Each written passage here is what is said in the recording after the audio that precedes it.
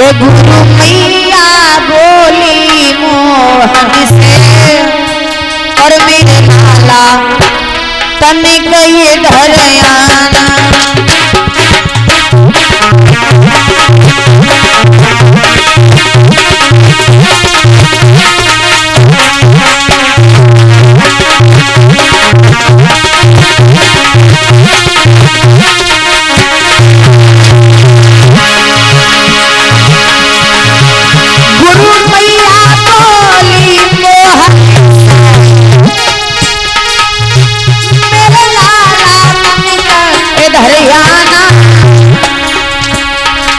पर घर में धन को नाम नहीं और कछु बेटा द्वारा बतलाना।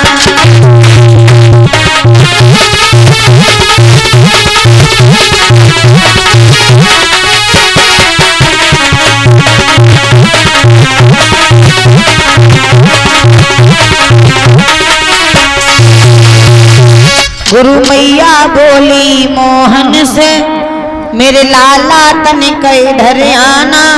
घर में ईंधन को नाम नहीं कछु बेटा द्वारा बतलाना।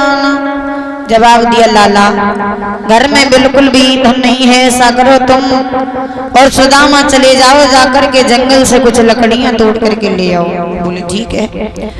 कन्हैया और सुदामा वहां से चले जाकर के जंगल में जब पहुंचने को हुए, गुरु मैया ने सुदामा को पास में बुलाया और जब पास में बुला करके गुरु मैया ने सुदामा को पोटरी में बांध करके चने दिए। जवाब दिया लाला जब तुम्हें और कन्हैया को भूख लगे तो तुम इन चनों को खा लेना।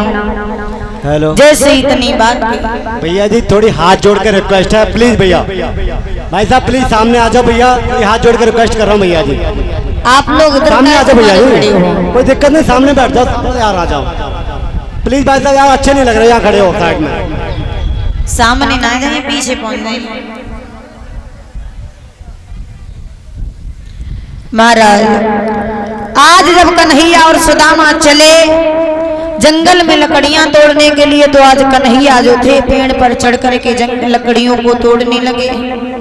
और जब कन्हैया पेड़ पर चढ़ कर के लकड़ियों को तोड़ने लगे, उधर मेरे भैया हुआ क्या, आज तब तक वहां पर बड़ी ही तेज की आंधी आई। आंधी की वजह से वर्षा होने लगी और जब वर्षा हुई तो सुदामा को बड़ी ही तेज की भूख लगी है।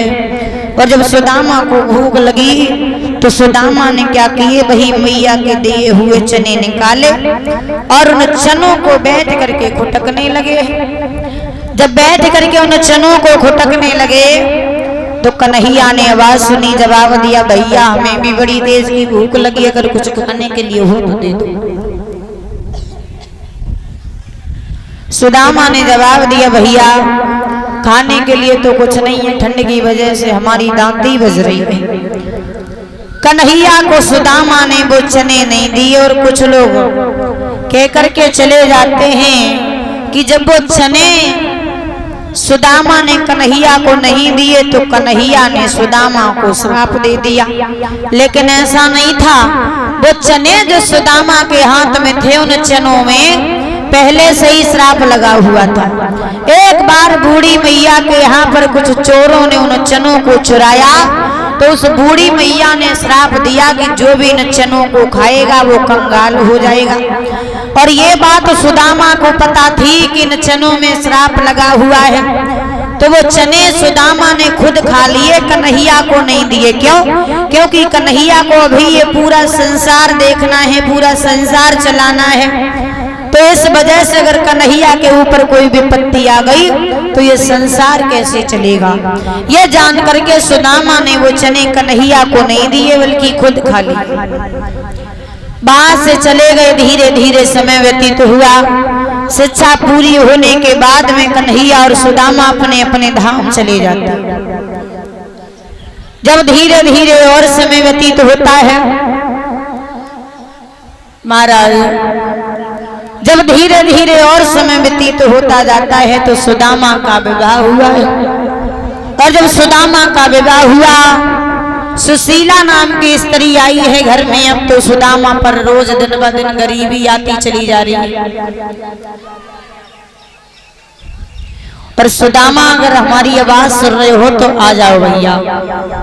सुदामा पर दिन ब दिन गरीबी आती चली जा रही है। रोजाना सुदामा भीख मांग करके जाते हैं, तब जाकर के अपने बच्चों का पेट भरते हैं। रोजाना घर घर में नंगे पैन भीख मांगते जाते हैं। सुदामा आ जाओ भैया। सुदामा घर पे रहते